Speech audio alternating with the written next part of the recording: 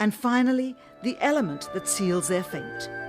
Of all the footage of Apollo 11 requested from NASA over a 5-year period, one gem was discovered just before the completion of this documentary. An old reel received by mistake. It contains the raw or unedited footage of the crew of Apollo 11, Michael Collins, Edwin Aldrin Jr. and Neil Armstrong, staging part of their mission for nearly an hour in living color, with exceptionally clear behind-the-scenes audio of conversations discussing the techniques used to achieve a disingenuous picture depicting the Earth at a distance in order to falsely demonstrate their far journey from it and their ability to survive passing through the Van Allen radiation belts. It cannot be misconstrued that this staging was done for some other reason prior to the mission, for the reel itself is slated and dated July 18th, 19th and 20th, 1969, the very days of the mission when they were said to be approaching and achieving lunar orbit. Furthermore, it is apparent they are in genuine zero gravity aboard the actual spacecraft, necessary to convince the mass media of their authenticity, just not any further than Earth orbit, as you will see. In this never-before-seen or heard footage, not only is the radio conversation between the astronauts and Houston Control audible, there is a secondary, private conversation taking place between the crew and a third confidential party, prompting the astronauts with what to say, when to speak, and how to effectively manipulate the camera to achieve the desired misleading effect. NASA claims that the Houston transmissions were the only ones taking place with the astronauts. Listen now as Houston Control initiates a conversation with the crew, only to find them too preoccupied with the behind-the-scenes trickery to respond. Moments pass and the oversight is picked up on by the clandestine third party, who quickly prompts them with, "Talk." Immediately, Neil Armstrong speaks. Hello, Apollo 11. Houston, Goldstone says that the TV looks great. Over.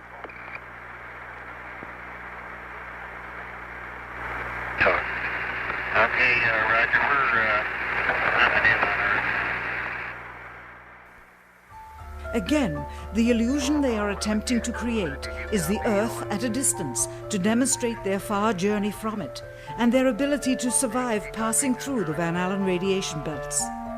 Understand, too, that only about 20 seconds of this raw footage was ever broadcast to the public, and these conversations discussing their deception were believed to be private. Until now. Here they discuss that these television transmissions were in fact not broadcast live as everyone believed. They were first screened and edited for playback later. Roger, Neil, we just wanted a narrative such that we can, when we get the playback, we can sort of correlate what we're seeing. Thank you very much. Here they discuss the fact that they have turned out the lights and have blocked out sunlight from entering the spacecraft through the other windows, as to not cause any reflected light to fall onto the spacecraft's wall in the foreground. Okay, very good. Well, we shut out the sun coming in some of the other windows into the spacecraft, so it's looking through the number one window, and there isn't any reflected light. The reason this was done is so that the truth of the matter would not be revealed. It is this. Though the federal government would have you believe that this is a view of Earth from a distance out of the spacecraft's window as it nears the moon, it is not. What they have ingeniously done is placed the camera at the back of the spacecraft and centered the lens on a circular window in the foreground, outside of which it is completely filled with the Earth in low orbit. The circumference of the window then appears to be the diameter of the Earth at a distance, with the darkened walls of the spacecraft appearing to be the blackness of space around it. That is why they wanted the interior dark and blocked out the sun from entering through the other windows. Here you can see the extruded window, probably 2 inches thick at the bottom. This is because the Earth's shine is coming in at a downward angle.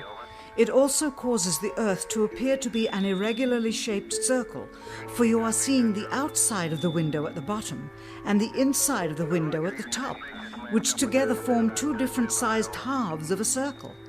Subsequently, this take was never used. As they perfected the shot, a crescent-shaped piece of black material was inset slightly into the window to create the illusion of the Earth's terminator line dividing night and day. It is uncannily convincing. During this segment, intended to be edited and played back later for the worldwide television audience, dated July 18, 1969, Neil Armstrong condemns himself as he states that he is 130,000 miles out, or halfway to the moon, as the NASA flight log also states on this date, when he is in reality in low Earth orbit of a few hundred miles. Roger, Houston, Apollo 11.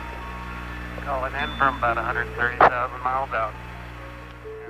Here, during another segment, also intended to air after review, Neil Armstrong falsely explains to the viewers how the shot is attained by putting the camera's lens to the window's glass, as it would have to be if they were the claimed distance away from the Earth. We only have one window that has a view of the Earth, and it's filled up with the TV camera. If the window was completely filled up with a TV camera, as he stated, then an astronaut's arm would not be able to get between the camera and the window, as it obviously does here in this outtake. South America becomes invisible just off beyond the Terminator or inside the shadow. You can also notice how the astronaut operating the camera reacted to the mistake by attempting to pan away from it. Blue cast. See white bands of major cloud formations across the Earth. And This is a segment that they believed wasn't even being recorded, much less suitable for broadcast, for the lens was being zoomed out and the scene was being changed to that of an interior of the astronauts at work, and apparently the stop button popped back up on the recorder without notice. Here is the diffused work light that they used to see camera controls, but not throw light onto the spacecraft's wall. Here they remove part of the crescent insert.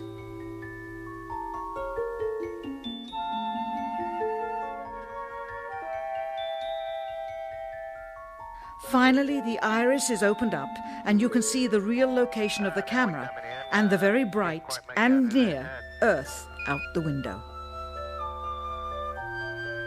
Here is the slate for the 19th of July, and the same shot of trickery on the 19th of July, and then the 20th, and the same misleading shot on the 20th.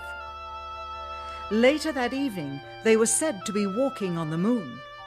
How can this be when they were in Earth orbit only 9 hours earlier, and the moon is some 3 days' journey away? Furthermore, if they genuinely went to the moon, why would they be faking any part of it? Why this trickery with the window? By faking being halfway to the moon, it becomes apparent that they did so because they could not even go halfway. It thus confirms that the stumbling block to their success was the lethal radiation of the Van Allen radiation belts. Since the same equipment was used on the subsequent missions in the 40 months that followed, none of them could have gone to the moon. They only increased their proficiency at staging them. When some TV viewers of the second